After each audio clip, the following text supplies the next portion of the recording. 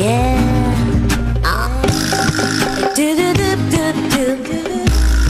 Yeah, yeah, yeah. Ooh, oh. Madinina, oi, oi, oi. Pays la joie, oi, oi, oi. Écoute ça, oi, oi, oi. Ladies in action, en Kaila. Yeah. Quand compétit, oi, oi, oi. C'est un seul famille, oi, oi, oi. Bonjour, bienvenue dans C'est à nous, mais c'est pas comme ça qu'a fait. Alors, bonjour à tous les téléspectateurs guadeloupéens, guyanais, à Paris, au Canada. On est vu jusqu'au Luxembourg et en Belgique. Et je remercie tous les Martiniquais qui nous suivent le vendredi après-midi. Cet après-midi, je vais remercier mes sponsors, Armel pour mon maquillage. Il faut que j'enlève les lunettes. Armel pour mon maquillage et Lydia pour ma coiffure, l'espace beauté Marie-Josée.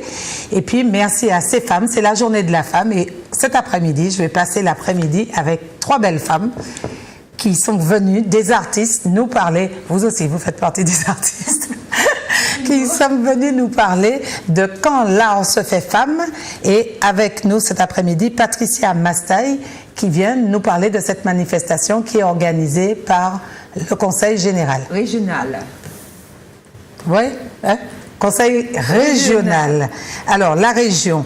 Alors, Patricia, c'est à vous. Dites-nous pourquoi, comment et pourquoi cette manifestation, puisqu'on sait quand même c'est que la 5e édition, donc effectivement consacrée à l'art SOFIFA. Oui. Donc, c'est une manifestation que la région a souhaité mettre en place dans le cadre de la journée internationale de la femme, oui, de manière à mettre en lumière la créativité et le talent des artistes martiniquaises.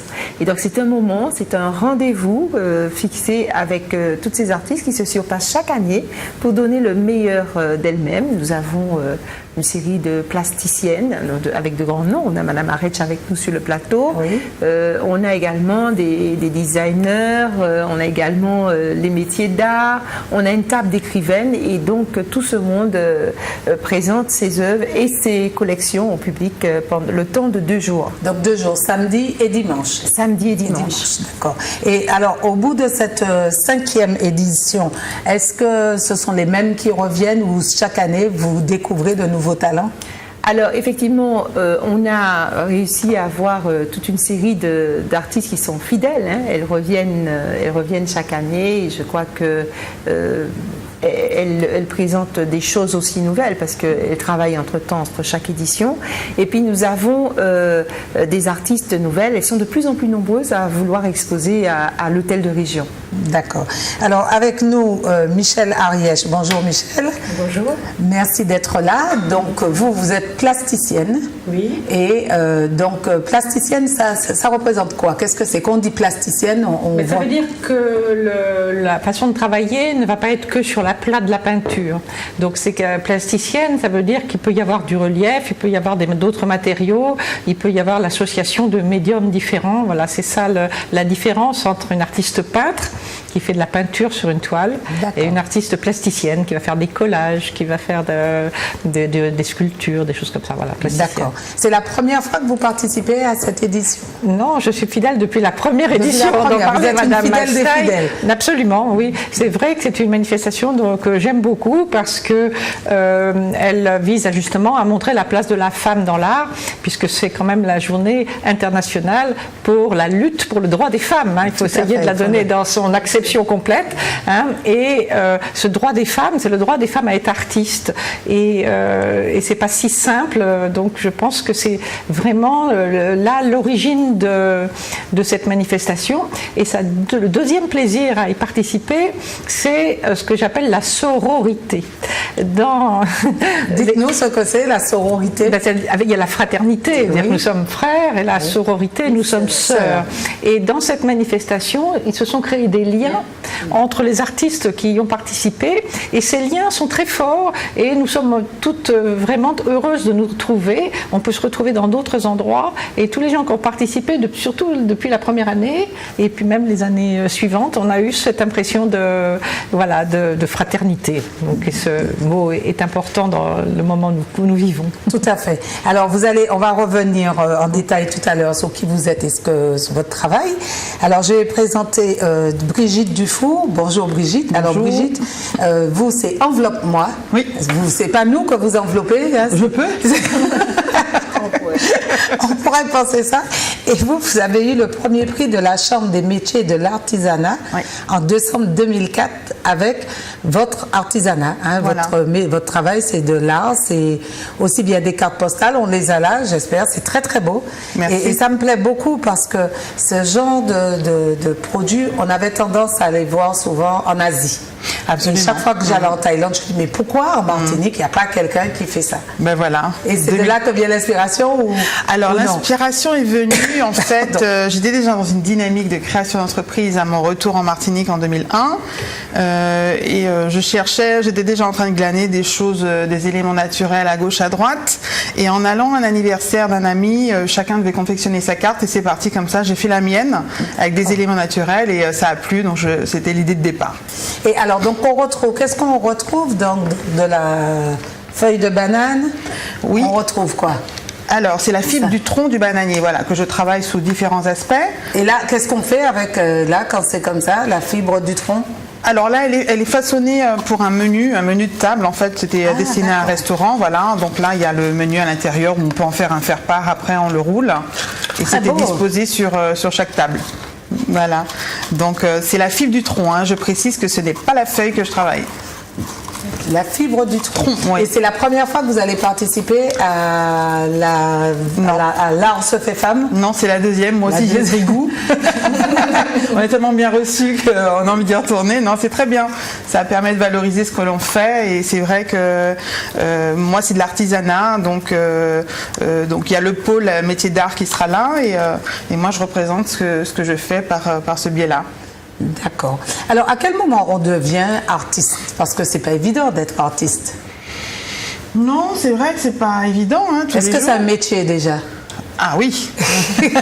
En tout cas, moi, c'en est un, parce que je vis de ça. Voilà. C'est rare. Ouais. C'est rare les artistes qui peuvent vivre de leur art. Alors, c'est vrai qu'on parlait des nuances du mot, mais c'est vrai que moi, c'est de l'artisanat d'art. Moi, je le travaille pour en faire des petites et moyennes séries, pour pouvoir aussi, je travaille sur un site internet, pour pouvoir en vendre justement à un public au plus large, sortir des ports de la Martinique et puis couvrir un maximum de public. Mais c'est vrai que ça demande quand même une logistique en création d'entreprise, en production, en management. Alors, qu'est-ce qu'on retrouve dans vos produits? Alors, j'ai fait beaucoup de carterie, donc cartes, enveloppes comme celle-ci. Donc, voilà, ça c'est des nouvelles, voilà, que je suis en train de faire. Et elles seront destinées aux librairies de la place. Et toujours avec la banane. Oui. Alors là, j'ai travaillé un nouveau matériau puisqu'il y a un Martiniquais qui a sorti aussi sa fibre de banane. Parce que moi, je la récupère sur tronc, après je la retravaille. Il y a quelqu'un qui a trouvé un process et qui propose 4 coloris. Donc, j'essaye effectivement de faire des variantes sur ce nouveau matériau. Parce que vous allez de A à Z. C'est-à-dire que vous récupérez la fibre, vous la transformez, vous la travaillez, donc Ah, c'est chapeau. Merci. C'est vrai qu'on la récupère brute, mais on ne peut pas la travailler telle que. Donc, il a fallu trouver des phases, en fait, pour qu'elle soit le plus flexible possible. Donc, mais après... alors, en dehors d'être artiste, quelle est votre formation? Parce que là, c'est presque chimiste. Ça rentre aussi. C'est vrai que mon métier, en fait, de base... Qui êtes-vous? D'où venez-vous? Dites-nous, votre métier de base. Alors, moi, j'ai une formation de styliste modéliste. J'ai fait une école parisienne. Et donc, j'ai terminé il y a longtemps. Donc j'ai effectivement essentiellement travaillé sur Paris en bureau d'études, puisqu'après je me suis spécialisée en informatique appliquée à la mode. D'accord. Mais l'appel de mon pays était plus fort que tout en 2001, donc je suis rentrée et donc j'ai adapté, j'ai revu mon profil professionnel. Et à quel moment vous vous dites je vais utiliser la banane? Alors, j'avais déjà commencé les cartes, mais c'est lors d'un voyage en Guadeloupe, j'ai vu des appliques murales travailler avec la fibre. Je pense que c'est un produit indonésien, mais je me suis dit, tiens, je vais essayer de le transposer sur les cartes, voir ce que ça donne. Et c'est comme ça que c'est venu l'idée. D'accord. Alors, donc, on retrouve, vous avez dit, les cartes postales. Voilà, des livres d'or. Des livres d'or. Des porte-menus destinés à la restauration, comme celui-là. D'accord. Je ne sais pas pourquoi ils ne nous montrent pas nous montrent pas le porte-menu, les produits. Ils veulent pas. Ils veulent pas. Voilà, c'est des hommes, hein. Ce sont des hommes. Bon voilà, le porte-menu est là. Donc on l'a toujours pas. On attend, c'est des inconvénients du direct. Donc le porte-menu, c'est le grand. Voilà. Là, ce sont des livres d'or. D'accord. Ben je vais en prendre un. Oui. Je ne sais pas ce qui se passe. Là, c'est travaillé tout en banane. Ah oui, c'est très beau en plus. Merci. C'est vrai. Oui. Alors je précise quand même que depuis 10 ans, mon papa travaille avec moi. Hein. Je l'ai réquisitionné. Oui. Il était à la retraite, hein, il s'ennuyait. Donc je fais un petit coucou à Henri. Eh ben, vous faites un coucou au papa, hein. Ouais. C'est cette caméra-là. Alors il s'appelle comment le papa? Henri Dufour. Henri Dufour. Voilà. Alors et Henri, qu'est-ce qu'il fait avec vous là-dessus? Ben, il fait tout. Hein. Quand j'ai développé mon produit... Vous voulez voir? Voilà, je le fais passer. Donc il s'est adapté aux techniques, on a trouvé des choses aussi ensemble. Lui-même a travaillé des produits tout seul comme un grand, comme une petite carte qui représente le marché créole. Et donc on a et là c'est plus dur, c'est plus laid comme ça. aussi toujours, mais on l'a en fait épaissi par un encollage un peu plus épais pour qu'il fasse un peu plus carte postale, et après celui qui reçoit la carte peut le garder en un véritable souvenir en fait. Alors on parle de comment s'appelle le charançon de la banane. Est-ce que ça attaque ces produits-là? Non. Non, moi, très sincèrement, c'est bien traité. Non, du tout, c'est naturel là. Il n'y a vraiment aucun traitement, à part peut-être certaines choses où on peut avoir utilisation de vernicole par-dessus, mais là, tout est nature. Et la petite boîte là? Alors là, c'est pareil, on l'a fait sous forme de parchemin. On peut introduire ce que l'on veut, un petit message, un faire-part, un petit étui. Ça peut être un étui à stylo aussi. Aussi, oui, on peut réduire la taille, tout à fait. On adapte en fonction des demandes. Et aujourd'hui, comment c'est perçu Alors, bien, c'est vrai que je vante mon produit, mais c'est vrai que... C'est normal, vous êtes là pour ça. Mais c'est vrai que j'ai quand même, moi qui n'ai pas forcément les moyens de faire d'une grosse communication, j'ai quand même toujours eu de bons retours à travers différentes expositions et salons. Et puis, il y a des fidèles que je revois tous les ans. Alors, pour ceux qui ne connaissent pas, allez-y, c'est l'occasion. Oui. Je vois que vous avez des petits berlingots et des paniers. Oui. C'est pour les mariés? Absolument, les mariages, les baptêmes. On fait des petits cornets, toujours travaillés sous forme avec la fiche de bananier. Donc C'est effectivement, mignon, on a une C'est original, clientèle hein. de particuliers, mais aussi Ici? d'entreprises. Voilà. D'accord. On peut même, j'ai trouvé un process pour graver la banane. Donc là, c'était une carte de vœux qu'on avait fait pour la SODEM, et on avait gravé Le futur musée du Père Pinchon. Voilà. Et c'est de la sérigraphie sur la carte. Oui, c'est de la gravure laser avec un faisceau laser. Ouais. Ah oui. Donc il y a encore matière à développer quand même. Alors, qu'est-ce que vous en pensez, Michel, vous qui êtes j'ai été artiste? tout à fait admirative, oui, parce que effectivement, je connaissais pas, ça ne m'avait pas atteint, et je trouve que il y a une grande finesse justement, et une originalité, que c'est très créatif et harmonieux. Non, moi, je suis tout à fait séduite justement. Merci. Et donc, l'autre, c'est un porte-photo? Alors pareil, non, toujours un livre d'or, là, travaillé en sable et banane. Ah oui, avec du collage de sable. Voilà. Donc, pareil, même principe. C'est très bien fini. c'est Oui, fini, oui. c'est très très beau et c'est très bien fini. Là, c'est Henri qui a bien travaillé dessus. Alors, quels sont les prérequis pour retenir des artistes? Qu'est-ce qu'il faut Pardon. Alors, justement, la région, quand elle organise, elle lance un appel à candidature, et donc les femmes peuvent librement Concourir? Oui, absolument.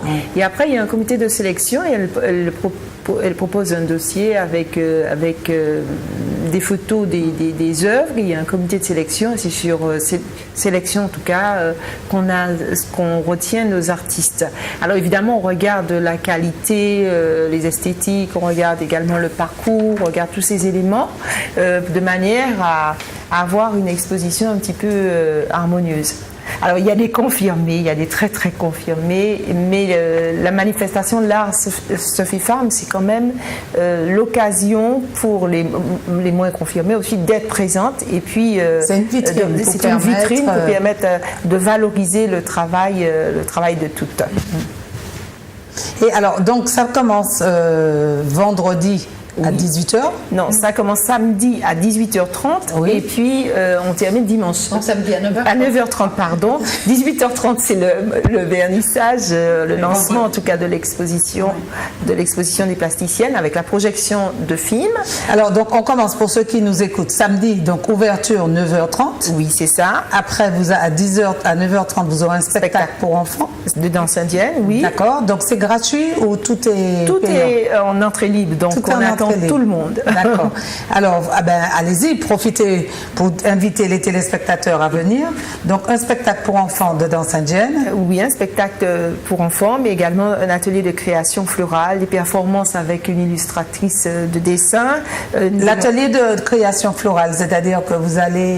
ce sont des personnes qui pourront s'initier à l'art floral? Oui, bien sûr, sur place, avec des artistes également, des prestataires qui sont là pour ça, et tout est gratuit, donc c'est l'occasion de venir. J'invite tout le monde à y venir, petits et grands. Et il faut s'inscrire ou bien on vient quand on arrive, comment ça se passe? On arrive, on participe sur le créneau, donc voilà, avec les personnes qui sont disponibles. D'accord. Alors après 11h, performance illustratrice de Stéphanie Destin. Oui, c'est ça. Alors ça consiste en quoi? Eh bien, en fait, c'est une illustratrice qu'on a et qui va avec les jeunes travailler des techniques, mais également elle va un peu faire le portrait de certaines personnes de passage et leur offrir le portrait au départ. Comment ça s'appelle? C'est une... C'est l'aquarelle, elle utilise des techniques. Elle connaît Stéphanie, elle dessine absolument très bien. Oui. Elle est vraiment capable de vous faire votre portrait en quelques minutes. Ah, c'est pas une caricature? C'est pas de la caricature. Ça peut ressembler à ce que font les caricaturistes à Montmartre, là. Oui. Mais elle fait vraiment un très beau portrait. Son père d'ailleurs est aussi un artiste, mais elle a un coup de crayon extraordinaire et elle dessine en direct comme ça les gens. Elle est une très très belle réalisation. D'accord. Alors, 11h30, démonstration de performance culinaire. Oui, avec notre blogueuse Prisca Morgeon. Là, j'invite évidemment tous les férus de cuisine à nous rejoindre. Elle va nous présenter des techniques, mais également, après, ce sera un moyen aussi de déguster toute Alors, qu'est-ce qu'elle va nous présenter? Une performance culinaire, ça consiste en quoi? Je suis gourmande. Oui, c'est montrer des techniques, ensuite valoriser les produits de chez nous. D'accord. Et puis ensuite, après... c'est la première fois qu'elle vient ou bien elle était déjà venue? C'est la première fois qu'elle vient. Pour les fois précédentes, c'était des femmes chefs. Cette fois-ci, on a choisi de mettre en valeur Prisca Morgeon parce que c'est une blogueuse. Et de toute façon, nous pensons qu'elle a déjà fait un travail avec le public. Elle est bien connue. Elle était d'ailleurs sur le salon de la gastronomie à Paris récemment. Et donc, vraiment, elle va proposer des choses intéressantes. Donc, la réalisation d'une mise en bouche, de velouté et puis un dessert, donc en direct comme ça, en live on va dire. D'accord. Alors après on retrouve Stéphanie Destin à 16h? Oui, on retrouve Stéphanie Destin. Et puis à 16h30, nous aurons du théâtre avec Suzy Senga qui va nous proposer des extraits de textes d'Aimé Césaire et de Suzanne Roussy. Qui est la femme d'Aimé Césaire. Oui, absolument. À 17h, on aura une surprise avec la présentation de modèles de Babou, certainement dont vous avez entendu parler. C'est une styliste avec des réalisations assez ethniques, moi je trouve. Donc j'invite à venir découvrir ça. D'accord. À 18h, à 17h30, vous avez donc l'accueil de nos invités avec une femme, un instrument, c'est Yolanda Suarez. Et ensuite, on va procéder au lancement de la manifestation avec on va dire, vernissage de l'exposition. Et ensuite, on ira voir la projection du film qui est proposé par notre invité d'honneur, qui est Andrea Montapaes. Ce film s'appelle Batuk. Donc Andrea Montapaez est une auteure-réalisatrice qui est de l'atelier de production, et donc elle va donner une conférence à ce moment-là sur les résistances des cultures orales, puisque c'est tout ce qui est le conte, tout ce qui est chant, conte. Oui, et c'est une spécialiste des cultures orales et de la femme. Donc c'était vraiment. Et Yolanda Baquez, c'est une Martiniquaise? C'est une femme de Paez, c'est une femme d'origine malgache, mariée à un Brésilien. D'accord. Après, à 21h, le concert avec Roland Tulle et Claudine Pénon. Et on va terminer la soirée autour de 2h30. Là, on attend le public, j'espère, bien nombreux, puisque, je le dis, les dames se sont surpassées comme chaque année pour présenter des choses extraordinaires. Il faut venir. Et j'invite les enfants aussi. Il ne faut pas séparer les enfants de la culture. Et je trouve qu'on n'emmène pas assez les enfants sur ce type de manifestation. Il faut les familiariser, et c'est peut-être très tôt que ça se passe. C'est très tôt que ça se passe. Alors, est-ce que, mesdames, est-ce que vous êtes tombées dedans quand vous étiez petite, puisqu'on dit il faut emmener les enfants très tôt? Est-ce que... Alors c'est vrai que moi j'ai eu une maman plutôt orientée business, mais un papa quand même orienté effectivement art. Enfin, c'était un artiste frustré puisqu'il a pas vraiment développé son art, mais c'est vrai que j'ai toujours vu mon papa réaliser des petites choses. Ouais. Et quand vous étiez petite, est-ce qu'on vous emmenait dans des musées? Est-ce que vous étiez en contact avec l'art? Alors, on sortait, c'est vrai. Alors, oui et non, pas particulièrement, mais moi, ça s'est développé un peu toute seule par la suite, ouais. Mais c'est vrai ma mère nous a quand même ouvert à l'extérieur. Parce que ici, il n'y a pas beaucoup de musées, il n'y a pas beaucoup d'expositions, mais comme dit Patricia, bien souvent dans les expos, on voit très très peu d'enfants. Il y a toujours une matinée scolaire, heureusement, sans quoi ils ne seraient pas en contact. Oui, c'est vrai. Ça commence à changer. Ça commence à changer. Et en fin de compte, il faut dire aux parents que ça se cultive, ça s'apprend. En France, on voit des mamans, des papas, des familles en poussette dans les musées. Oui, c'est vrai. Donc, il faut éduquer les yeux en plus. Oui, c'est vrai. Ouais. Alors, Michel Arièche, vous êtes plasticienne, donc ce sera votre 18h, ce sera le vernissage de l'exposition des plasticiennes, donc c'est là que vous serez. On sera présent depuis le samedi matin. Les gens qui veulent venir tranquillement le samedi pour voir les œuvres, elles sont prêtes, l'installation sera finie ce soir. D'accord. Voilà.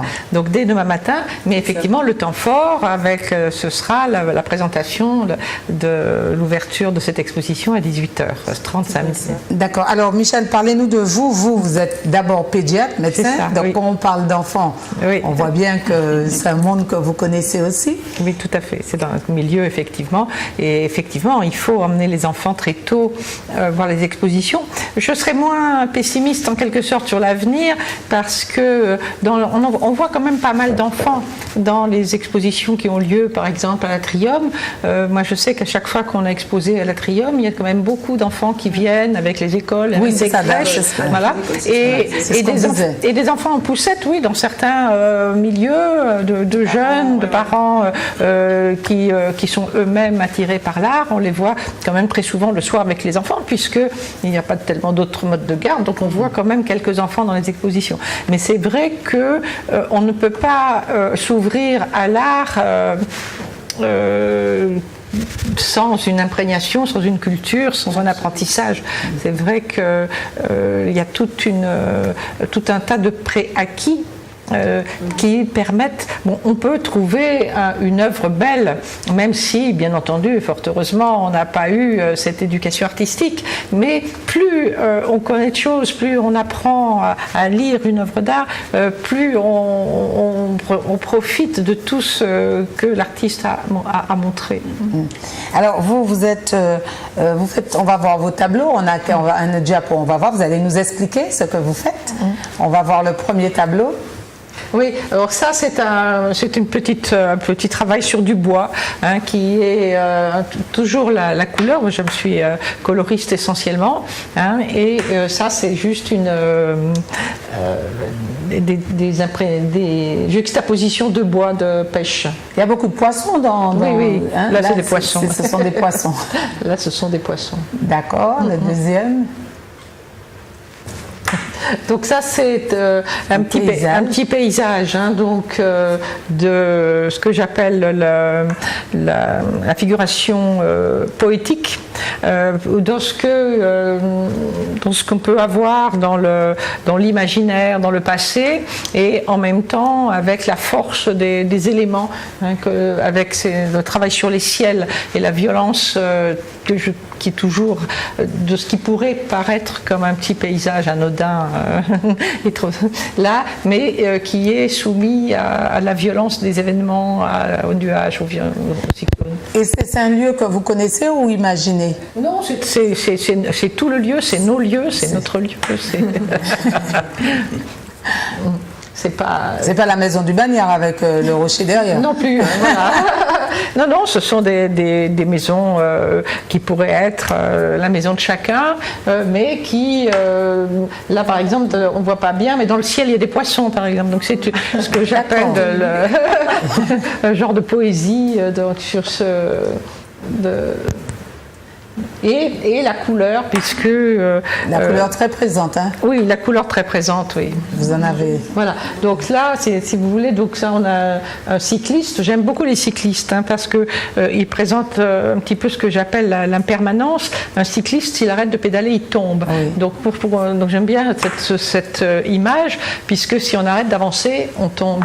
Voilà. Et lui, alors, il transporte des nasses, et dans toutes ces nasses, c'est rempli de poissons. Donc on est toujours dans une forme un peu poétique de l'aventure.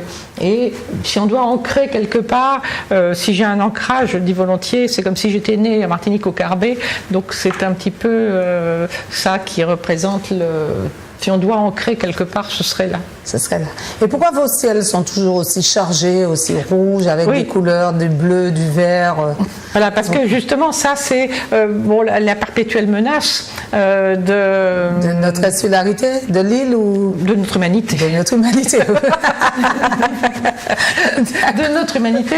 Et c'est vrai qu'aux Antilles, évidemment, on est très rapidement confronté encore plus aux éléments. Tout à fait. Et, cyclone, orage, tsunami, tremblement de terre, volcan. Je dirais même des choses plus insidieuses comme la moisissure, comme le papier qui se colle, comme le truc qui se décolle. Donc c'est ça bouge beaucoup plus. Oui, le tissu qui se pique, l'argenterie qui rouille. Voilà. Donc tout ça, ce qui fait qu'on ne peut pas s'attacher aux choses de la même façon que si vous êtes dans un appartement parisien où les choses sont immuables. Moi, je sais que quand j'étais gamine, on pouvait laisser, en partant en vacances, un bocal de sucre. Quand on revenait un an après, le sucre avait été toujours là. Bon, vous imaginez. Là, non, vous me laissez la veille, demain, il n'y en a plus. Hein. Oui, voilà. Donc, j'ai trouvé qu'ici, effectivement, avec l'histoire, avec le climat, avec tout ça, donc on est encore plus sous l'imprégnation. Alors, on revient sur la photo, il y avait une femme. Oui. On revient sur... je ne sais pas si c'est possible. Donc sur celui-là, on a toujours notre cycliste. C'est Grand'Anse. Oui, Grand'Anse. Mais Grand'Anse du Carbet, mais ça pourrait être une autre Grand'Anse. Grand'Anse, on a ça dans toutes les anses de la Caraïbe, en fait. C'est pas un endroit particulier. Et quand on le regarde de près, dans les arbres, on va trouver ce que j'appelle des lutins, c'est-à-dire des personnages qui habitent les choses, les arbres. En créole, c'est quoi? Les lutins, c'est des... Comment on dit en créole? Des soucougnons? Des soucougnons? C'est pas tout à fait la même idée. Hein. C'est pas tout. Le soucougnon, ça serait, je pense, quelqu'un qui a existé comme terrien et puis qui est devenu un esprit. Puisque le lutin, il est par essence un personnage différent, en quelque sorte. Mais je connais pas de lutin ici. Nous, on n'a pas de lutin. On a quoi? Mais c'est mon problème justement, c'est que moi, j'ai beaucoup de. Chez les lutins plus les soucougnons, donc ça donne ça. D'accord. Donc, et là Oui, donc ça c'est une série que j'ai appelée des ex-voto. Donc les ex-voto, c'est-à-dire ça part avec des tempêtes, là vous voyez dans le bas, hein, il y a des naufrages, etc. Et donc de ça sont des personnages, il naît toute une fantasmagorie avec donc des personnages, avec des... bon, alors là, il y a des animaux, vous voyez, des chimères, donc et que, donc, quand, je suppose, les personnes sont dans le naufrage, quelles que soient, dans toutes les raisons qu'on peut d'un voyage transatlantique qu'on peut imaginer historiquement. Bien sûr. Et à ce moment-là, eh ben, toute cette fantasmagorie, toutes ces puissances tutélaires sont appelées pour pouvoir atterrir, reconstruire, et que de tout ça, de cet immense chaos, il va naître une immense beauté ou une immense bonté. Et donc dans ces séries, il y a souvent des phrases que j'ai prises dans des poèmes de Aimé Césaire ou de Glissant ou de Saint John Perse. D'accord, donc vous accompagnez votre de littérature aussi, de oui, poèmes. Dans ces séries-là, dans les ex-voto, je les fais à la lecture de ces poètes-là. Et c'est vrai que... Quand vous dites vous les faites, c'est pendant que quelqu'un lit et vous peignez? Non, je lis, je peins, je lis, je peins. Okay. Voilà. Et c'est vrai que depuis ma plus jeunesse, dès que j'ai découvert qu'existaient les Antilles, j'ai découvert en particulier Aimé Césaire, que je lis pratiquement tous les jours. Oui, donc je suis très amoureuse de cette poésie. Et après, donc Glissant, c'est plus difficile, donc j'ai beaucoup plus de mal. Mais c'est vrai que Chamoiseau, par exemple, a beaucoup écrit et qu'il est un excellent passeur de Glissant. Et il a écrit un dernier ouvrage qui m'a beaucoup inspiré, qui s'appelle Perse, Césaire et Glissant, et où il met en parallèle les poèmes de ces trois auteurs. Et là, vraiment, moi, c'est quelque chose qui m'habite, c'est quelque chose qui me fait vivre et qui nourrit ma créativité, absolument. Mais moi, je suis toujours sidérée par les artistes. Quand on voit un tableau, et toute la démarche qu'il y a, toute la recherche qu'il y a derrière. Et c'est ça que je trouve beau. C'est ce qui est beau, qu'on emmène des enfants voir des plasticiens. C'est toute l'explication qu'il y a, c'est pas juste de la peinture. Oui, voilà, c'est ce que je disais, c'est préacquis qui sont effectivement, qui vont vous permettre d'avoir plusieurs niveaux. Il y a plusieurs niveaux de lecture dans une œuvre. Et effectivement, on peut simplement trouver qu'il y a des jolies couleurs, que c'est une belle construction, que c'est plaisant à regarder. Mais Picasso disait que les tableaux ne sont pas faits pour décorer les appartements. Ils sont faits pour quoi alors? Ils sont faits pour quoi? Pour créer une émotion. Bien sûr. Oui. Voilà. Parce que vous savez, des fois, vous avez quelqu'un qui va dire « Ah oui, il me plaît bien, mais il n'ira pas avec mon canapé. Ouais. » Donc, alors on a quelqu'un, on est en direct, donc je remercie nos téléspectateurs. Il y a quelqu'un qui veut sûrement vous poser une question à vous, mesdames. Oui, bonjour, vous nous appelez d'où? Vous nous appelez d'où? Allô? Allô, Michel, dites allô. Allô? Allô? Oui, bonjour. Bonjour. J'appelle de Saint-Luce. Merci. Votre prénom? Marie-Hélène. Marie-Hélène. Alors, allez-y, Marie-Hélène. C'est à vous. Que voulez-vous? J'appelle pour savoir, est-ce qu'il y a longtemps qu'elle connaissait Aimé Césaire? Oui, je connais, il y a longtemps, je connais Aimé Césaire depuis que je suis en âge de lire Aimé Césaire. Je devais avoir une vingtaine d'années. Et vous l'avez connu en venant ici ou bien avant? Vous connaissez avant? Oui. Oui, avant, parce que c'est une poésie qui s'approche de l'universel. Je crois que Césaire a toujours dit qu'il n'était pas le poète d'une seule race, d'un seul pays, et qu'il a vraiment écrit pour l'humanité entière. Et oui. Et ça vous plaît sa peinture, Marie-Hélène? Ça vous plaît sa peinture? Comment? Ça vous plaît sa peinture? Beaucoup d'inspiration. Merci. Et vous connaissiez? Aimé Césaire, vraiment, ça parle de beaucoup de choses, hein? De poèmes, d'explications, de continuité, des choses inoubliables, hein? Oui. On dirait même c'est lui le plus fort. On n'est pas chaud, mais on va dire oui. Comment? Oui, non, mais je pense que l'occasion est donnée, je pense qu'il faut relire Césaire. Je pense que le problème souvent en Martinique, on l'aime tellement, on parle de Papa Aimé, c'est l'homme qu'on aime, on le statufie, on le portraitise, mais on ne le lit pas suffisamment. Et lire Césaire, J'ai un ami là qui est en train de faire un ouvrage avec toutes les interventions qu'il a fait dans toute sa carrière de député, sur tous les discours qu'il a fait à l'Assemblée nationale. C'est haut comme ça, mais c'est incroyable. Moi j'aurais envie de prendre ça puis de le ramener à l'Assemblée, quoi. Ça a été dit. Je pense qu'il faut lire Césaire et que voilà, donc ça fait partie. Moi, dans mes prières, j'appelle Césaire. Oui, voilà. D'accord. Parce que c'est un homme sincère, hein, et très calme. Oui. Bien. Très posé, très calme. Alors, est-ce que vous viendrez au conseil régional, merci, au conseil régional pour rencontrer justement Michel, pour rencontrer Brigitte, pour rencontrer Patricia. Je ne peux pas dire que je viendrai parce que j'ai des problèmes de véhicule. Ah. Et j'habite très loin là. Oui, c'est vrai. Mais et puis le week-end, c'est pas évident. Vous ne le repassez pas en transmission? Pardon, est-ce qu'on ne fait pas? Est-ce que vous n'avez pas le repasser en transmission sur télé? Ah, est-ce que Zouk TV on ira filmer? Ça, je sais pas. Je pense quand même qu'on ira. Oui. En général, oui, on viendra filmer la manifestation. C'est vrai que pour beaucoup de personnes qui ne peuvent pas se déplacer, c'est un bon moyen, la télévision, d'avoir un retour. Bon, mais autrement, merci beaucoup Marie-Hélène pour votre appel. Oui. Michel, est-ce qu'on peut vous retrouver parce que vous exposez en dehors de la en dehors de la région, oui. Oui.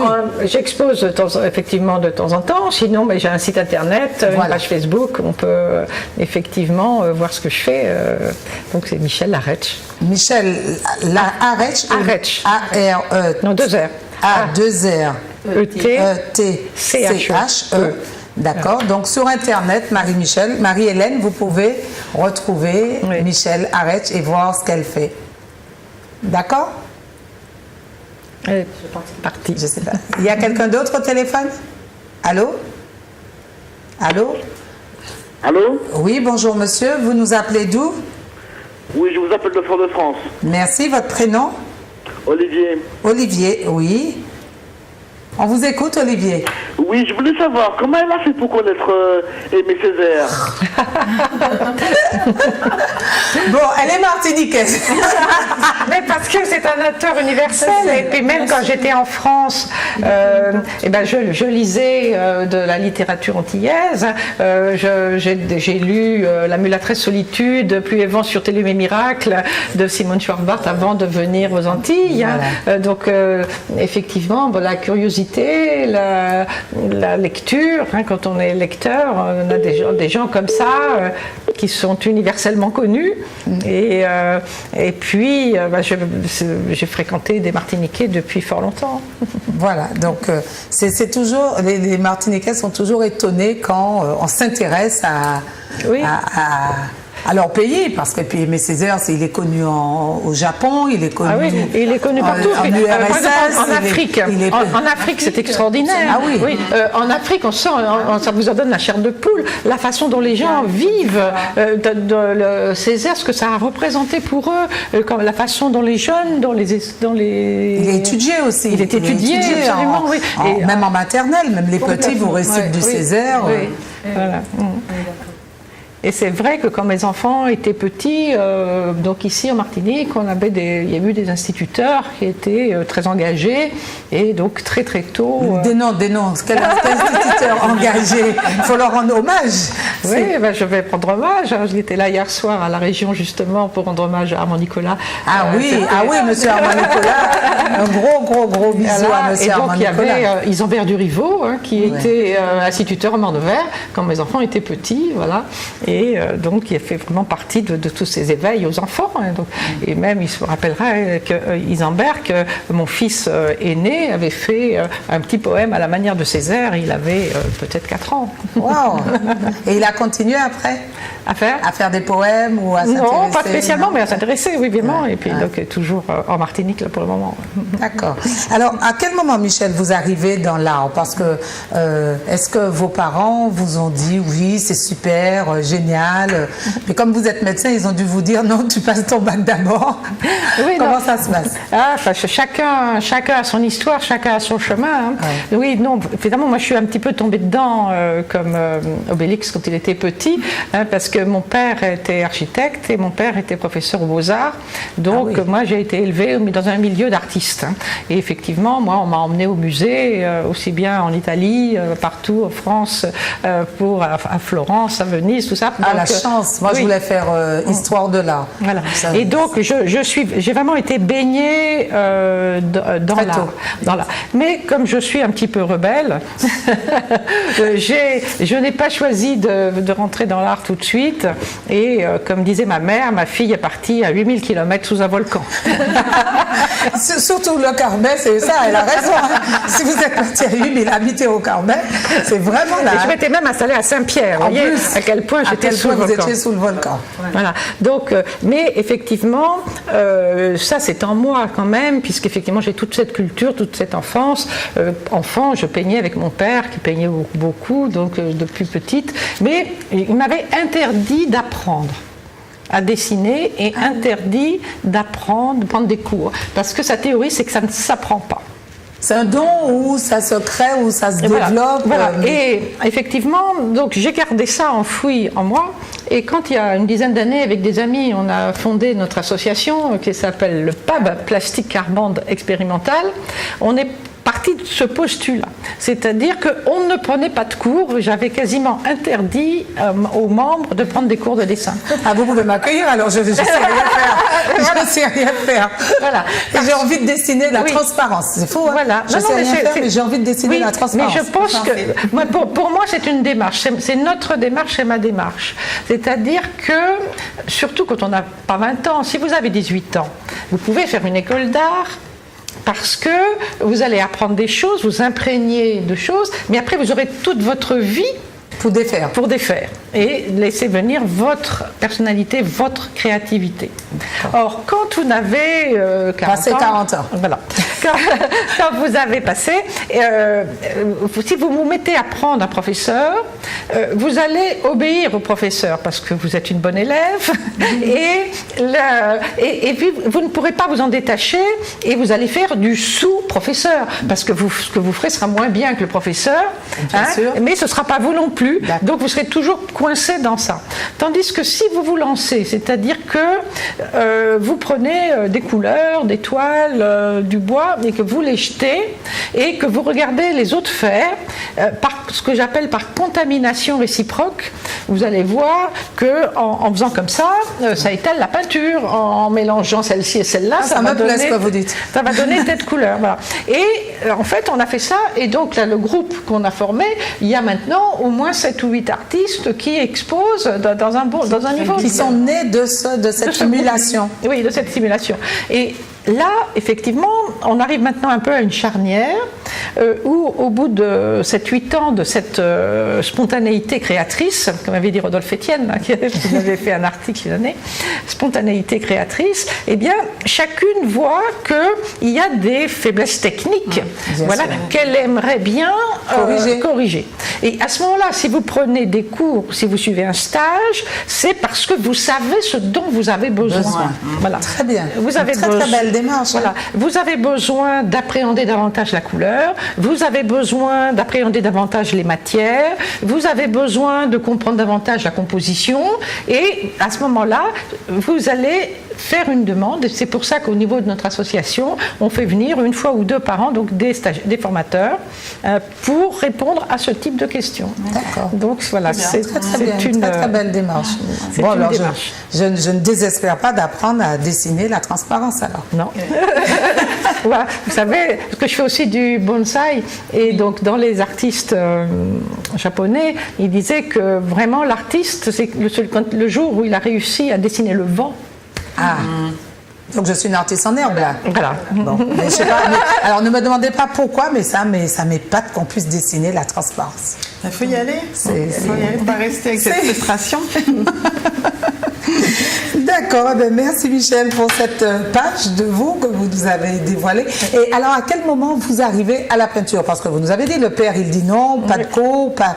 Oh ben, j'ai tout jeté, livre et pinceau pendant des années. Pendant des années. Et puis donc, j'étais installée comme pédiatre. Donc, c'est un métier que j'ai beaucoup aimé, qui m'a beaucoup plu, qui m'a beaucoup fait créer de liens, fait connaître des tas de gens et aimé beaucoup l'évolution des enfants. Mais un jour, donc avec un groupe d'amis, puisqu'on reprend ça, nous étions il y a une dizaine d'années en train de visiter le marché d'art contemporain du Marin. Ouais. Et puis il y avait 2 ou 3 parmi nos amis qui allaient prendre leur retraite. Et alors, à ce moment-là, moi toujours praticienne, je me dis, quand elles prennent leur retraite, il faut avoir un projet pour ne pas tomber dans la dépression qui atteint la fin d'activité. Ou la télé. Oui, non mais surtout la dépression de la fin d'activité quand vous n'avez plus de rôle social par exemple. Donc, qu'est-ce qu'il faudrait qu'elle fasse pour que... Et puis, on parle de ça et on dit, oh, j'aimerais bien faire de la peinture, dit l'une. Ah, moi aussi, dit l'autre. Et elle m'a dit, eh bien alors, fondons, on va faire ça et puis on va se réunir. Et tous les statuts de l'association, on les a rédigés sur un coin de table du Calbas Café, là, sur la plage du Marin. Ah ben, dis donc. Voilà, il y a 10 ans. Et à ce moment-là, j'avais toujours pas dit que je reprendrais un pinceau. Et donc, aux premières réunions qu'on faisait, j'avais pris un tournevis et un marteau et je faisais des petits objets. Et c'est vraiment ce que je vous dis, à force de voir que ma collègue, là, qui connaissait rien, elle arrivait à mettre des pinceaux, des couleurs, j'ai repris un pinceau et une toile. Et effectivement, à ce moment-là, elles m'ont toutes regardé de manière ahurie, puisque je savais. Mais j'avais même oublié que je savais. D'accord. Voilà. Ah ben c'est un beau parcours. Et donc aujourd'hui, vous exposez depuis combien d'années maintenant que vous Ça va faire une dizaine d'années. Une dizaine d'années. Oui, ça va faire une dizaine d'années. Voilà. Donc j'ai commencé avant d'arrêter mon travail, puisque j'avais même des tableaux dans mon cabinet que les gens commençaient à regarder, etc. Et puis moi je me suis arrêtée avant l'âge parce que je voulais profiter et puis me lancer là. Alors effectivement. On disait, est-ce qu'on peut faire une carrière et vivre de l'art? C'est pas donné à tout le monde. C'est comme si je vous dites, est-ce qu'on peut vivre de la musique ou est-ce qu'on peut vivre du théâtre? Vous voyez, il faudrait tout le monde. Surtout en Martinique. Surtout quand on est en Martinique. Je dirais même pas surtout. Je dirais partout. Vous savez, on peut plus facilement vivre de son art à Montréal, à New York, à Paris. Voyez, dans des grandes villes, non? Oui, mais à ce moment-là, il y a tellement plus de candidats. Oui. Vous avez pas plus de chances. Ah bon? Vous dites que ça ne multiplie pas les chances qu'il y en ait plus? Peut-être, hein. Donc sûrement, je vais vous dire, de toute façon, mais ça dépend de ce qu'on appelle vivre. Si c'est pour vivre dans comme salarié, ou voilà, donc ça c'est possible peut-être plus facilement dans une grande ville où il y a plus d'emplois, etc. Voilà. Mais il y a très peu d'élus dans l'art. Des gens qui chantent, vous en avez partout. Et qui est-ce qui est chanteur? Tout le monde ne va pas être Cassave. Vous voyez? Alors, Cassave, ils sont commencés aux Antilles. Vous voyez? Bon, c'est pareil pour la peinture. Je pense que c'est vraiment une question de... Bon, et puis, l'art pictural, c'est un marché. C'est compliqué. Donc effectivement, même des grands artistes, en Martinique, là, vous avez raison, même si vous avez des très grands artistes ici, ils ont très peu de chances de devenir millionnaires, parce que c'est un marché qui est très compliqué, qui est spéculatif, avec les galeries parisiennes, avec maintenant les Chinois qui sont beaucoup dans ça, ils font des coups pour dire que ceci est une œuvre d'art. Voilà. Oui, c'est ça. Et puis, oui, voilà, donc c'est Duchamp, Duchamp, la fontaine de Duchamp. Donc voilà, on dit ceci est une œuvre d'art. Vous savez, la fontaine de Duchamp, ce qu'il appelle la fontaine, c'est un urinoir. D'accord. Voilà. Donc il a pris un urinoir, il l'a mis dans un musée. Et il l'a appelé La Fontaine, et c'est de l'art. Et c'est devenu des millions. Parce qu'on peut décréter dans le marché de l'art, ceci est de l'art. Voilà. Voilà. Donc ça c'est le marché d'art contemporain. C'est des milliards de Chinois qui dessinent de manière extraordinaire. Et puis alors évidemment, il va toujours en sortir quelques-uns, mais c'est sur le milliard d'hommes. Donc voilà. Donc maintenant, on va revenir à des choses plus terre à terre. Donc évidemment, le Martinique, c'est un petit marché, c'est clair. Oui. Mais c'est un petit marché. Dans le manifeste de notre association, on a appelé la Martinique notre grande maternante. Et c'est un... Parce qu'il y a un bouillonnement. Oui, il y a un bouillonnement et puis une proximité des gens. Vous savez, en France, les choses sont compartimentées. C'est vrai. Hein, si vous êtes dans un milieu, vous n'êtes pas dans l'autre. Bien sûr. Hein, tandis qu'en Martinique, les gens sont interpénétrables. Voilà. Vous allez dans des tas d'activités ou dans des conférences, vous allez rencontrer des gens de milieux différents et qui ne se côtoieraient pas en dehors de la calebasse du Nil, comme dirait Césaire. C'est vrai. Vous voulez rajouter quelque chose, Patricia? Alors, simplement dire que pour la partie des plasticiennes, nous aurons Migaille Louis Félicité qui nous vient, qui est une Martiniquaise qui est installée à Paris, qui vient spécialement pour cet événement et qui présentera une exposition figures de femmes d'ici et d'ailleurs, donc avec des femmes politiques, on a aussi des artistes, mais vraiment c'est une exposition à découvrir. Hein. Voilà ce que je voulais dire pour la partie des plasticiennes. Et puis, alors, il y aura des plasticiennes, il y aura qui Migaille et Michel. Ah non, il y en a deux. Il y a qui? Alors dites-nous justement. Il y aura une cinquantaine d'exposantes au total et dont 21 plasticiennes. Elles sont beaucoup plus nombreuses. Des noms. Alors il y a Michel Arouetche, il y a Madame Audouard, nous avons toute une série ici, Alain Solange, Ars Marco, Butin Carole, Cabit Céline, Cernio Florence, Cornillos Céline, Dami, Dibos Bago et Clarisse. Donc elles sont 21 comme ça, Fournier Marie-Antoinette. Mais c'est que des noms inconnus. Non, inconnu quand même. Pas, bon, à part Solange Hanin, Guido Cécilia, non, vous direz non. Bon, vous direz non. Laval Christiane, Lesdema Maryse. Christiane Laval, vous la connaissez? Polanka, Elbia, si, ce sont des femmes qui ont quand même déjà exposé. Oui, Elbia Polanka, elle a exposé dernièrement à l'Atrium. Voilà, Pierre-Louis Angela, qui était aussi l'élève de. Et puis qui était une ancienne de l'école d'art plastique, qui a exposé plusieurs fois aussi. Il y a Prisca Toulon. Oui, Prisca, elle était dernièrement à la Guino, Cécilia, vous voyez comment. Cécilia Guino, qui est une plasticienne qui est très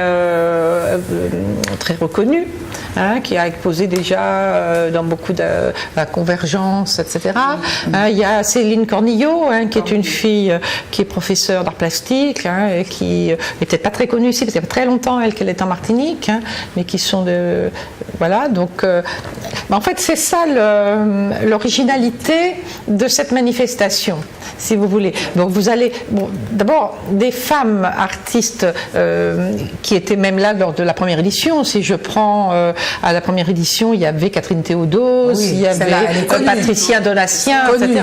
Voilà, mais qui sont déjà, je dirais plus que connues, qui sont déjà confirmées, qui sont déjà en tête de gondole en quelque sorte, qui sont des initiatrices et des références. Voilà. Donc là, on va arriver dans une sélection, dans une présentation de gens qui sont en devenir. Plus qu'en devenir, hein. Il y a quand même des gens qui sont confirmés, mais qui ne sont pas, disons, dans l'imaginaire. Voilà, dans le livre. Elles ne sont pas dans le livre sur la peinture de la Martinique, si vous voulez, qui fixe une année, si vous voulez. Et c'est ça qui est important. C'est pas parce qu'il y a effectivement des grands noms qui sont connus, mais vous avez des noms qui sont peut-être moins connus, mais qui sont de valeur. Est-ce qu'il y aura Geneviève Moreès? Moi, je l'aime beaucoup. Elle a participé à des éditions précédentes. Cette édition-là, non. Elle sera pas là, mais moi j'aime beaucoup ce qu'elle fait. Oui. Mais ce sont des artistes et je peux vous garantir que le travail qui est présenté d'une qualité et les collections sont magnifiques. Il faut vraiment venir voir ça. Il y aura de la photographie aussi. Oui, avec, je disais, donc Migaï Moli-Félicité et puis Madame Nomel Lutès, donc qui a des techniques à la fois de photo et elle arrive un petit peu à rajouter de la couleur. Et puis on a toute une série d'autres artistes dans d'autres catégories comme les créatrices de bijoux. On a une artisane bijoutière qui est Madame Tikal qui sera là avec nous. Est-ce que vous aurez des bijoux en or? Parce que oui, c'est ça, Madame Tikal qui est bijoutière. Parce que je trouve que les bijoux martiniquais ne sont pas tellement mis à l'honneur, en valeur. Je vois que vous avez des très belles gueules. Oui, c'est récent ça. Avant, on n'avait pas des gueules, on avait des tétés négresses, on avait des colliers chauds. Et c'est vraiment un bel artisanat. Et je vois que c'est parti maintenant chez les Chinois, ça. Oh, oui, mais on a heureusement des femmes qui se battent pour garder justement cette tradition et ce patrimoine. On a Madame Tikal, elle est l'une des rares d'ailleurs, et donc elle exposera chez nous. Alors c'est vrai qu'il ne faut pas s'attendre à avoir toutes les grosses collections d'or sorties, mais elle va nous présenter des choses originales. D'accord. Et puis, au-delà de ça, nous avons également des décoratrices de l'art floral. Et puis des choses un petit peu plus spéciales, design cake, et puis... alors, donc, on n'a pas parlé du dimanche. On va en parler, bien sûr. Aux téléspectateurs ce qu'ils pourront rencontrer dimanche. Voilà, je voulais un petit peu parler des métiers d'art, puisqu'on aura le pôle métiers d'art avec Brigitte, mais également une créatrice de parapluies qui est Sinélie Cécile, qui fait des choses magnifiques. Qui ont 3 îlets. Oui, voilà. On a tourné, oui, que j'ai eu l'occasion de rencontrer. De la peinture sur textile, de la peinture sur verre, etc., de la vannerie avec... Et puis les poupées, on a aussi les poupées de Monique Voltier. Ce sont des poupées qui sont assez originales. C'est quoi ces poupées-là? Des poupées en tissu, faut les voir, ethniques, elles sont jolies. Ce sont des poupées martiniquaises ou des poupées... Non, elles sont en tissu. Ce sont des poupées noires, c'est ça. Oui, c'est ça. Non, mais est-ce que ce sont nos popotes? Non, c'est pas des poupées, c'est en tissu. Elles sont rembourrées avec des cheveux, des locks. Elles ont les cheveux... on va dire nappy un peu naturel. Tissu africain. Et elles sont en quelle matière? En chiffon? En tissu. C'était des poupées de chiffon? Oui, poupées en tissu. En tissu. Comment des poupées en tissu? Oui, on peut les appeler poupées de chiffon comme avant, mais c'est vrai qu'elles sont revisitées quand même. C'est pas la poupée de chiffon classique. Donc c'est pas nos popotes alors? Non. D'accord. Et bon, parce qu'il faut qu'une créatrice refasse nos popotes, parce que c'est dans beaucoup de pays, quand vous avez des poupées, ça rappelle le pays. Oui, et nos popotes, on ne les retrouve plus. Voilà, c'est sûr. On va donner des pistes. Je donne des pistes, moi. Je ne fais que donner des pistes, je ne sais rien faire. Oui, c'est vrai. Donc, on va retrouver des poupées. Allez-y, continuez. Alors, également notre table d'écrivaine, puisqu'on a mis toutes les catégories. On a la table d'écrivaine qui sera avec des personnes présentes. Est-ce que vous avez une écrivaine que j'aime bien dites-moi. Comment Dieu Nadia Chonville, elle sera là. Elle sera là. Ah, j'adore ce qu'elle a écrit. Nadia est spécialiste des romans de fantaisie. Elle nous a accompagnés sur le Salon des livres de Paris. Bientôt, elle ira au Québec représenter la Martinique. Donc, elle fait son chemin. Et vous voyez que ces événements-là sont quand même l'occasion pour ces femmes de lier des contacts, d'avoir d'autres opportunités. Et je vous promets que les gens qui ont déjà... Rose de Végastri, volume 1, 2, 3. Comment elle parle, comment elle arrive à elle est dans son univers. Elle est dans son univers. Il n'y a pas mieux qu'elle pour en parler, mais donc elle sera présente à l'hôtel de Régence. Et ce sont des occasions, et c'est comme ça qu'elle s'est. Elle est déjà connue, mais elle a pu avoir des opportunités. Elle sera bientôt au Salon du Québec. Nous avons avec nous Madame Frasie Calmont, Valérie Dalma, qui est une jeune auteure qui a publié un roman dernièrement, et également des recueils de poésie. Et Loadin Aimé, mon Louis Nadège, et Loadin, elle fait de la poésie, oui, je l'avais vu avec un slammer. Voilà, exactement. Et Oudin Michel, qui est plutôt spécialiste pour la jeunesse, voilà, les jeunes. Alors voilà un petit peu pour tout ce que les gens pourront découvrir, mais effectivement, le dimanche, vous avez quand même une exposition ouverte au public, toujours avec les démonstrations, les ateliers de découverte des beaux-arts, et on va un petit peu... il y aura de la poterie aussi. Oui, avec la poterie, mais également la peinture, la fabrication de bijoux, etc. Donc on invite vraiment les les personnes à y venir, les enfants également. Et puis encore, on va terminer avec des animations musicales. Mais c'est pas fini, il y a Marlène Zéclair qui va faire un spectacle de danse. Ah oui, ça c'est important. C'est Ça important, c'est notre ça. dimension de l'art, c'est la danse effectivement, puisque nous avons Marlène Zéclair qui nous fait la gentillesse Moderne jazz. de venir danser avec ses élèves. Alors, de la peinture acrylique avec les lézards créatifs. Oui, voilà, on parlait de l'atelier de découverte des arts, donc effectivement. Et l'atelier de démonstration de design cake avec bisous du papillon. Qu'est-ce que c'est que ça? Eh bien oui, voilà, on va vous montrer comment décorer un gâteau avec la pâte à sucre, etc. Elle pense proposer ça magnifique, vraiment, des réalisations et peindre sur ces gâteaux avec du rhum et des colorants. Vraiment, on a la possibilité de transposer l'art sur ces gâteaux. Et tout se mange. Tout se mange, oui. Et c'est ça qui est très amusant dans cette manifestation. C'est parce que vraiment, il y a des contacts avec des gens. Et puis on découvre des tas de choses et c'est très agréable. Voilà. Et puis animation musicale avec un quatuor classique et aussi voix belle dame. Pour pouvoir. Elles viennent souvent, je crois, voix belle dame. Je sais pas, je les avais vues. Elles n'y étaient pas. Ah, d'accord, peut-être la première. Oui, voilà. Voilà. Donc ce sera quand même pour terminer. Je pense qu'on a 2 jours de festivités.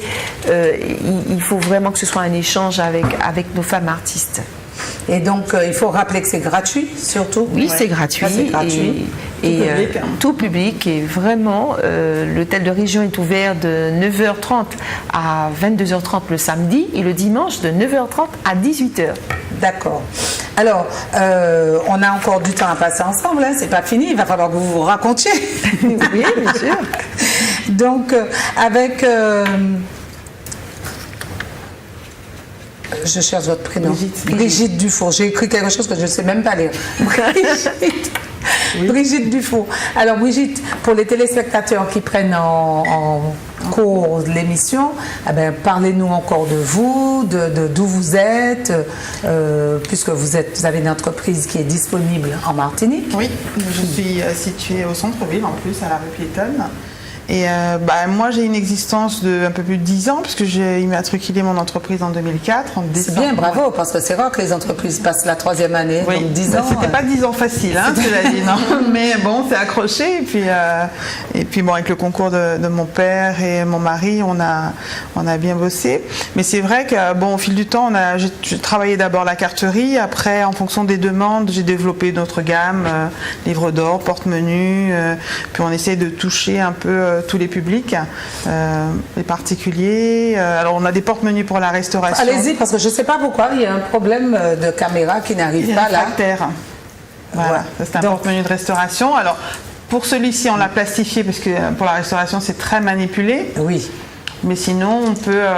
Dans quel restaurant alors qu'on retrouve Alors, on a travaillé avec le Club Med il y a quelques années. On travaille avec le Bredas. Bien. On a travaillé avec à l'époque le Man. Des grands noms, oui, c'est bien. Vous avez les grands noms.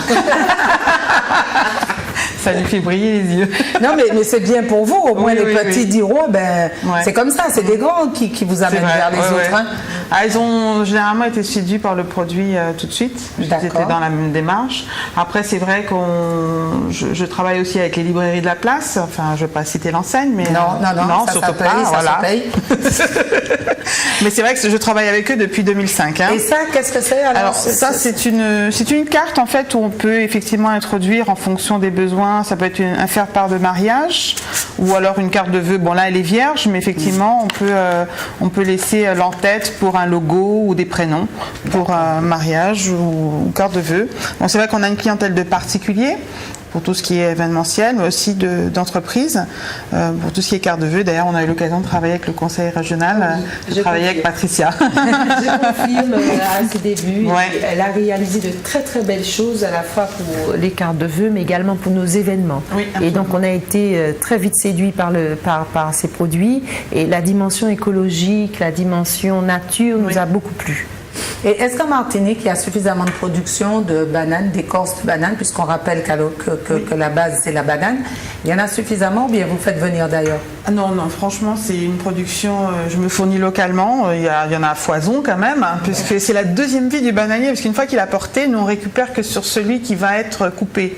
Donc c'est vraiment écologique et c'est vraiment, moi j'appelle ça la deuxième vie du bananier, quoi. Il ne meurt pas bêtement. Hein. Il travaille à quelque chose pour son pays. D'accord. Alors là, on a des cartes postales aussi, je vois, avec la Martinique. Donc là, vous faites des rajouts, puisqu'il y a la carte. Alors là, c'est un modèle qu'on a travaillé pour la CMA-CGM qui nous a commandé cette année. Et donc ça, c'était une proposition. Ça n'a pas été le modèle définitif, mais on est parti sur cette base-là. Alors c'est beau, hein? C'est très très beau. Hein. Avec le cargo, là. Oui. Et la carte. Et donc, c'est rajouté, hein, le lion, genre de marqueterie. De la marqueterie. Oui, effectivement. Voilà. Donc on fait des suggestions hein, en fait, aux professionnels et nous disent ce qu'ils veulent ou ce qu'ils veulent pas, ou on leur fait quelque chose de spontané. Moi, j'aime beaucoup le rouleau. Oui. Sinon, non, pas l'étui. Le rouleau, là, j'aime bien ça. Ça fait un peu. Mais ça, c'était pour le papyrus, voilà. Comme avis à la population. Oui, c'est vrai. Yélélé. Donc ça c'est très très beau parce que en fin de compte c'est une carte de vœux. Non pas de pardon, ça c'est un faire-part de mariage, effectivement. Mais le restaurant nous l'a pris pour poser à côté de chaque assiette pour aussi mettre un menu à l'intérieur. Donc après on peut en faire des dérivés, hein, des variantes. C'est beau, vous avez vu ce qui est écrit? Oui, j'ai vu. Je vous laisse prendre connaissance. Lisez à haute voix, c'est très très beau comme faire-part. Alors, une gousse de vanille gorgée de soleil, un soupçon de cannelle et une pincée d'anis. Ainsi peut-on décrire le cocktail d'amour que se portent là, qui ont décidé d'unir leur vie le samedi. Très très beau. Ça, c'était le texte d'une cliente, en fait. On peut en élaborer, même en créole, hein, d'ailleurs. Ouais. D'ailleurs, la tendance, c'est le faire-part de mariage en créole. D'accord. De plus en plus. De plus en plus, oui. Les gens adhèrent vraiment à l'idée du faire-part de mariage en créole. Et ils disent quoi, par exemple? Alors là, j'en ai pas sous les yeux, c'est vrai, bonne question, mais c'est un peu la traduction de ce qu'il y a en français, mais en créole, oui. Ah, il faut que alors, donc, elle va relire. Michel va relire. Parce nous sommes en direct, il y a un petit problème de micro. Défais-le. Donc je disais, ça marche là? Ça marche, Michel. Une gousse de vanille gorgée de soleil, un soupçon de cannelle et une pincée d'anis. Ainsi peut-on décrire le cocktail d'amour que se portent qui ont décidé, Sarah et Anthony, qui ont décidé d'unir leur vie le samedi 27 décembre 2014. Moi, je trouve ça très très beau, très exotique. Et alors, original. Pardon, moi je suis malade, désolée. Hein. Est-ce qu'on peut vous retrouver en France? Parce qu'on est vu en métropole. Oui. Et il y a beaucoup de gens qui sur un point de vente. Un point de vente, puisque sur Numéricable on est vu et sur les téléphones portables d'Orange et de Bouygues. Pas encore, c'est vrai que c'est mon souhait le plus cher. Bon, alors on développe le site internet qui sera www.enveloppe-moi.com, oui. Donc qui sera, je pense, ouvert très prochainement, je pense d'ici un mois. Bon, il y a déjà une page de garde, hein, on peut déjà identifier les numéros, page Facebook, etc. Mais effectivement, j'alimente une page Facebook régulièrement. D'accord, donc bientôt, tous ceux qui sont intéressés par vos produits pourront vous les commander. Oui, absolument. On va faire un site marchand, oui, c'est l'objectif, hein, pouvoir s'ouvrir et vendre à l'extérieur.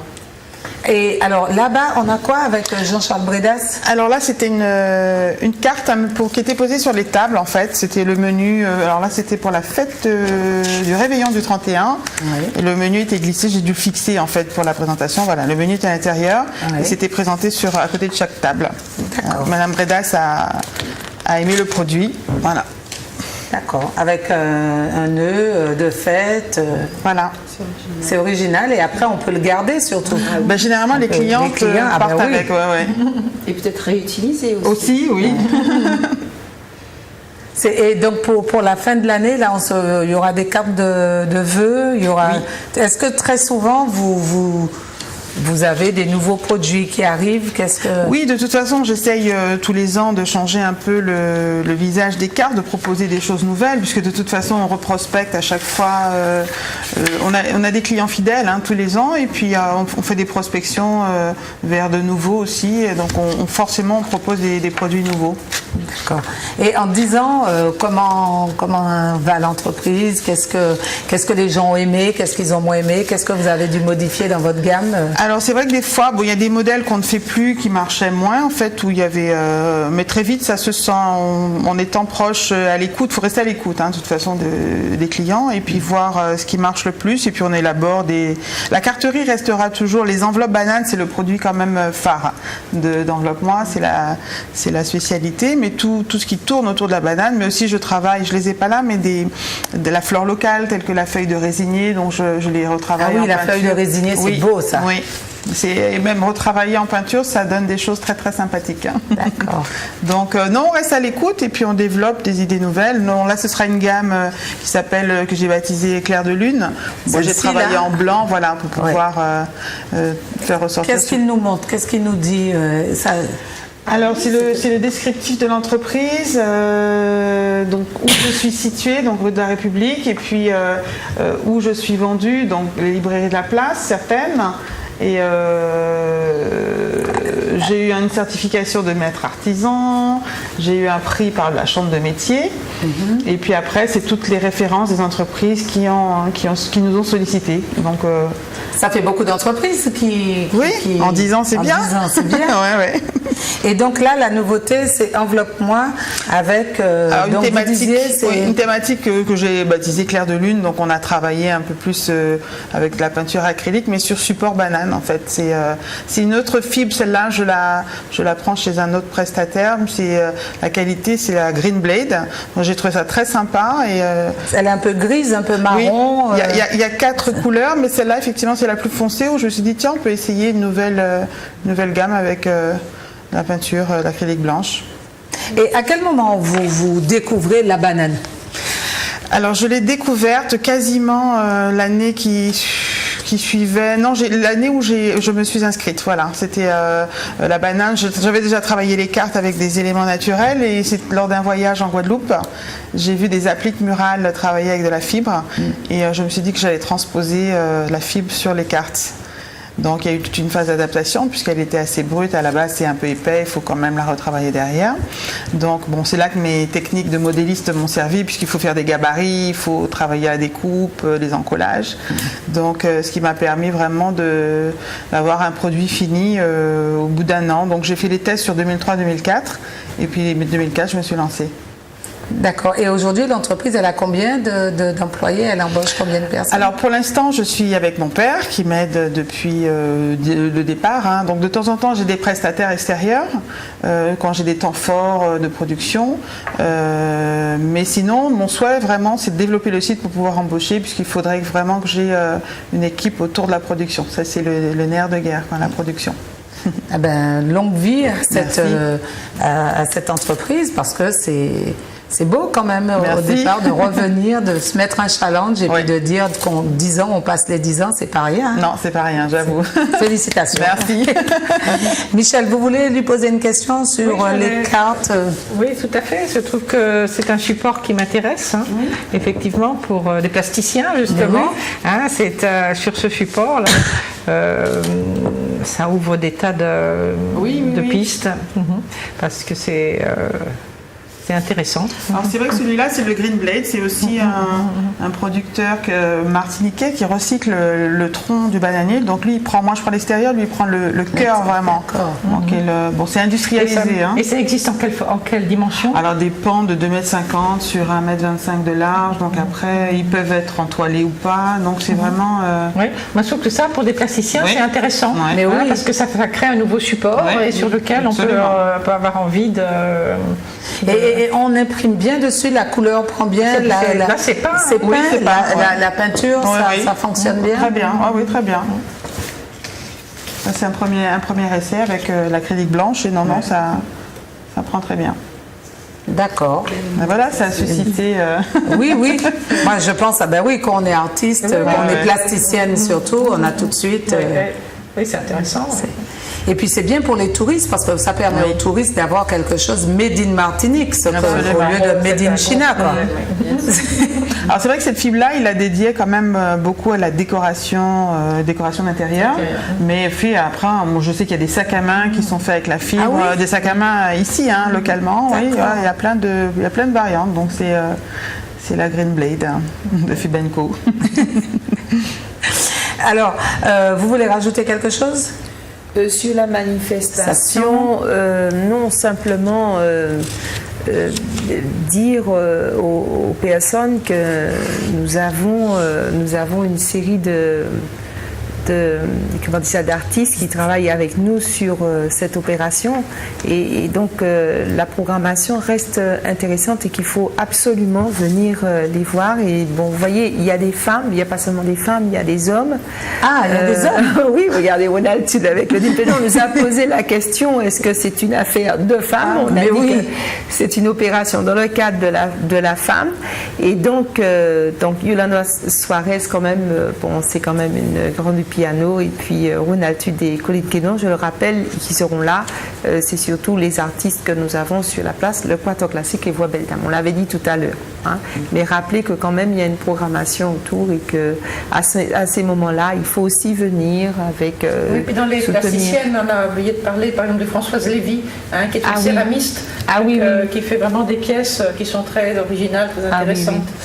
La céramique, c'est de la poterie qu'on fait cuire. Oui, et puis céramiste, c'est aussi, il y a la cuisson, et puis la différence entre une céramiste et une potière. Le potier va faire des pots, en quelque sorte. La céramiste peut faire des sculptures, peut faire des plaques, etc. Comment elle s'appelle alors? Françoise Lévy. Voilà. Effectivement. Et Françoise Lévy, elle est céramiste depuis combien d'années? Depuis toujours, je pense, oui. Elle a déjà exposé plusieurs fois. Nous avons Saba Villon qui est la côtière et donc qui fera également une démonstration en direct avec son tour, et puis également des ateliers avec les enfants autour. C'est très bien ça. Oui, ça c'est bien. Mais vous avez du verre aussi, il y a du verre. Oui, avec Madame Aman qui vient du Robert et qui fait, c'est de l'artisanat d'art, qui nous fait de la peinture sur verre. Et puis une autre qui est Madame Devine qui fait de la peinture sur textile. Elle est sur des sacs, des chaussures et tout ça, dans le pôle métier d'art. Devine Marlène. Devine Marlène, oui, c'est bien ça. Il y a des bijoux végétaux aussi. Oui, ça c'est à voir. Ça, c'est vrai. Merci de me rappeler, c'est aussi avec l'une des originalités du Fliapin, c'est la Walter qui sera là, qui va faire aussi un atelier de démonstration de bijoux le samedi ou le dimanche, je sais plus, le dimanche à 11h30. Et donc là aussi, elle utilise les graines qu'on trouvait dans notre enfance, et elle arrive à monter et à nous faire des choses magnifiques. Et c'est surtout ce que j'aime, c'est le packaging à la fin, c'est livré entre 2 feuilles de raisin, 2 petites bûchettes, et vous partez avec, c'est sympathique comme tout. Donc c'est Besnier Ignès? Beignet, elle va présenter quoi? Des bijoux, en fait, on a avec nous des stylistes, des personnes qui travaillent les accessoires, etc. Alors Nicole Villot qui va nous présenter une collection de ceintures, de nouvelles ceintures. Elle travaille aussi à partir des matières naturelles. Ça aussi c'est beau à découvrir. Et puis Lauriane Pernocle qui arrive à allier la attitude. L'attitude, les cordes, etc. et les matières pour faire de très très beaux bijoux, des bijoux qui sont assez imposants et à voir, qui sont beaux, qui sont ethniques aussi. Donc ça c'est à découvrir. Donc toutes ces femmes présentent toute poule. Alors on a aussi nos stylistes qui seront avec nous, Vaillant, Frioline, qui présentent des robes, et puis Marie-Jo Design, donc aussi des femmes qui vont présenter des tenues inspirées, des tenues bien de chez nous. Ah oui, donc revisiter avec de la modernité aussi. Donc ça c'est à découvrir à l'hôtel de région. Bien, donc un programme fort intéressant pour nos téléspectateurs, puis avec les enfants, comme on disait, surtout amenez vos enfants. Oui, ne venez pas sans eux. Voilà, il y a pour tous les goûts, et comme disait Michel Arèche, il faut vraiment pas hésiter à venir. Vous avez un plateau qui est offert, et il y a pour tous les goûts, il y a à découvrir entre les plasticiennes et différentes catégories, vous avez de quoi faire. D'accord. Et éventuellement à acheter. En plus, parce que voilà, parce que merci Michel. Parce que le but aussi, c'est de découvrir et on peut acheter. Et on peut acheter, oui, voilà. Donc, ça peut permettre de pouvoir commencer, parce que l'achat d'une œuvre d'art, c'est souvent le premier achat qui est le plus étrange, parce qu'on n'a pas été habitué à acheter des choses qui ne sont pas utiles. Donc, vous vous dites, mais à quoi ça sert? Ben non, justement, une œuvre d'art, ça ne sert pas à quelque chose. Donc, c'est un achat coup de cœur, et à partir du moment où on commence à acheter une œuvre d'art, qu'on apprend même à un enfant à posséder une œuvre d'art, après, ça va devenir une nécessité. Et c'est grâce aux collectionneurs que les artistes peuvent vivre. Bien vous sûr. demandez, est-ce qu'un artiste peut vivre de son art? Oui, à condition qu'il y ait des gens qui leur achètent. Et puis l'artiste, il a besoin qu'on achète de son vivant, parce qu'après, on n'a plus les moyens. Oui, Hein? voilà. Il faut acheter les œuvres aux artistes. C'est la meilleure façon de les encourager, car même ceux dont c'est pas le métier, ils ont besoin d'acheter des matières premières pour pouvoir continuer à créer. Pour pouvoir continuer à créer, il faut pouvoir acheter des couleurs, il faut acheter des fils, il faut acheter des accroches, il faut acheter du fil, il faut acheter des aiguilles. Et donc c'est vraiment Si ça vous plaît, si vous trouvez que le travail est intéressant, n'hésitez pas à vous faire plaisir. Et se faire plaisir est une thérapie extraordinaire. c'est vrai. Alors Michel, je ne vais pas me priver d'avoir un médecin pédiatre avec moi pour vous poser une question. La question de la fessée, il paraît qu'il ne faut pas fesser, il ne faut plus. Qu'est-ce que vous en pensez? Oui, effectivement, c'est quelque chose que depuis très longtemps, les pédiatres se sont penchés sur le problème des punitions corporelles.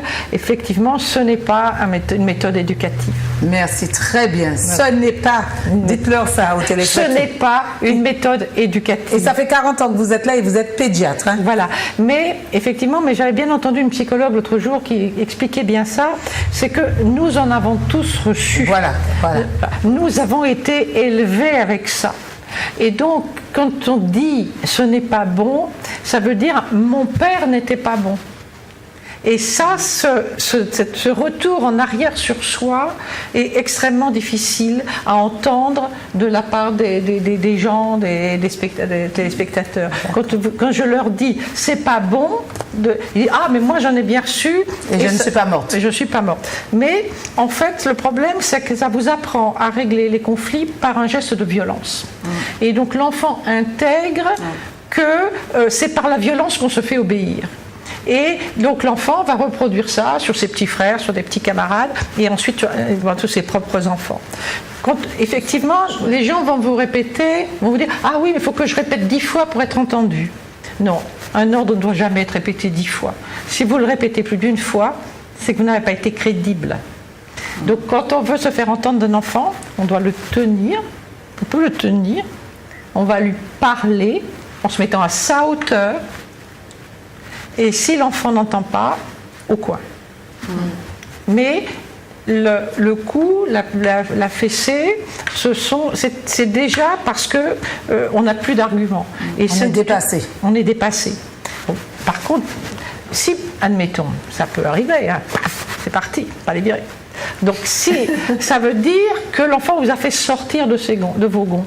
Donc à ce moment-là, il faut être capable de dire à l'enfant, excuse-moi. Ouais. Le coup que je t'ai donné, je n'aurais pas dû, mais tu m'as fait sortir de mes gonds. Et à ce moment-là, la leçon pour l'enfant est que il faut quand même respecter les autres, parce que sinon on peut les faire sortir de leurs gonds. Voilà. Et par contre, ce qu'il ne faut pas aussi, c'est embrasser tout de suite un enfant qu'on vient de taper. Bien sûr, parce que à ce moment-là, vous annulez complètement. Vous comprenez pas. Et vous mélangez amour et violence. Et après, on se retrouve avec des femmes battues, des femmes qui aiment être battues. Qui aiment être battues, puisque c'est le modèle qu'on leur a montré. Donc, si jamais on a puni, il faut avoir le courage de punir. Et donc, on n'embrasse pas l'enfant qu'on a puni tant qu'il ne s'est pas excusé. D'accord. Eh ben, C'est intéressant. C'est intéressant, oui. Ça nous reproche de notre dur métier de maman, de mamie. C'est pas évident. Alors les femmes disent oui, maintenant, si on peut plus mettre une fessée, plus aucun adulte ne pourra se faire respecter. Le problème, c'est de se faire respecter sans passer par la violence. Et ça, c'est effectivement toute une nouvelle façon de penser et qui est difficile parce que je vous dis, vous avez été élevés comme ça, nous avons été élevés comme ça. Moi, j'en ai pris autant qu'ici. Hein. Et c'était l'époque. Oui. Mais ce ne... C'est pas un moyen de communication. On peut communiquer autrement. Et surtout, ça fait qu'on éduque les enfants dans la violence. Oui. Et demain, quand la femme à qui il parle ne comprend pas, ben bim. Voilà, voilà, c'est ça, c'est une escalade. C'est une escalade. Mais ça ne signifie pas qu'il ne faille pas d'autorité, ça ne signifie pas qu'il ne faille pas de limite, et ça ne signifie pas qu'il ne faille pas de respect. Bien sûr. Quand on est au travail, on respecte bien son patron sans qu'il vous frappe. Oui. Heureusement. Eh bien, merci beaucoup Patricia pour cette manifestation, pour tous ces artistes que vous mettez à notre disposition, que la région met à notre disposition ce week-end, dès demain. On est d'accord? Dès demain, 9h30. Dès demain, soyez là, soyez en masse pour soutenir nos artistes. Elles le méritent, elles le valent bien d'ailleurs. Parce qu'elles le valent bien. Alors, merci Michel Arech pour ces beaux tableaux. Merci pour votre participation et puis l'envie que vous nous donnez de peindre. Moi, d'accord? Je vais me mettre en transparence. Le plus dur, tu coupes pas ça faille, mais transparent. Et puis, merci beaucoup Brigitte Dufour pour Enveloppe-moi. Oui. Et puis, longue vie à cette entreprise. Merci. Et je suis très contente pour vous. Et puis, j'espère que quand vous partirez de là, votre téléphone, un numéro de téléphone pour vous joindre. Un fixe. 71 46 17. Ils n'ont pas encore pris le bic. 05 96 71 46 17. 46 17. Donc tous ceux qui veulent faire pour le mariage, pour le baptême, pour des faire-part, des choses, on peut élaborer des projets aussi en fonction d'une idée. Voilà, donc quelqu'un vient avec une idée, elle vous dit je veux telle chose et vous pouvez réaliser Absolument. aussi. Tout à fait. Ben, merci de nous avoir reçus en tout cas. Avec plaisir. Et puis on vous retrouve demain. Vous serez aussi demain? Oui, tout à fait. Demain, donc vous retrouvez Michel et Brigitte à la région demain. Et puis combien d'autres artistes? Une cinquantaine, on va dire même une soixantaine, puisqu'on a eu des personnes arrivées au dernier moment. Donc, vraiment un beau plateau, très beau plateau à l'hôtel de région et dans les jardins. Voilà. Merci à ceux qui m'ont aidé à réaliser cette émission. Merci aux téléspectateurs qui nous regardent de plus en plus nombreux. Et moi, je vous dis à mercredi. Merci, bye bye. Au revoir. Yeah.